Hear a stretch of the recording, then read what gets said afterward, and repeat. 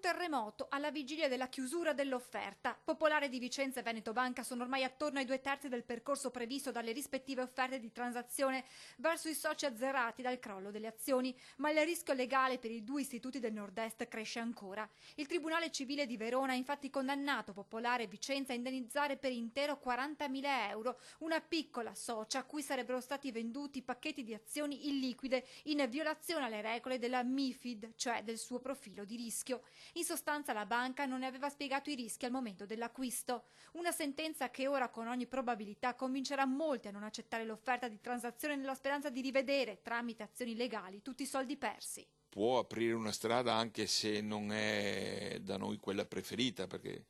abbiamo sempre sostenuto e continuiamo a confermare questa nostra idea che è meglio trovare strade conciliative piuttosto che adire alla via giudiziale, ma è una cosa importante. C'è da dire che la banca ha intenzione di ricorrere fino all'ultimo grado di giudizio, ma dalla magistratura è arrivato un segnale chiaro. Il pronunciamento dei giudici avrebbe avuto un peso maggiore se si fosse materializzato solo qualche mese fa, fino forse a bloccare le offerte di transazione, ma anche oggi che circa i 2/3 dei soci hanno accettato l'indennizzo rinunciando alle vie legali, tutto si complica in un momento in cui le due banche sono impegnate ad ottenere dall'Europa il via libera ad un aumento precauzionale da circa 5 miliardi. Laddove c'è stata questa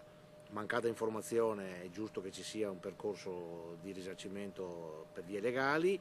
La conciliazione ha dato comunque un minimo di ristoro alle persone, ma soprattutto bisogna adesso dare un capitale e qui il decreto del governo dei 20 miliardi può dare un contributo anche a salvare i risparmiatori da questo punto di vista, perché le banche venete devono avere un futuro, poi vedremo se è con una fusione o se è con altre modalità di coordinamento, ma devono avere un futuro proprio per salvare sia i risparmi ma sia la capacità anche di sostenere l'economia.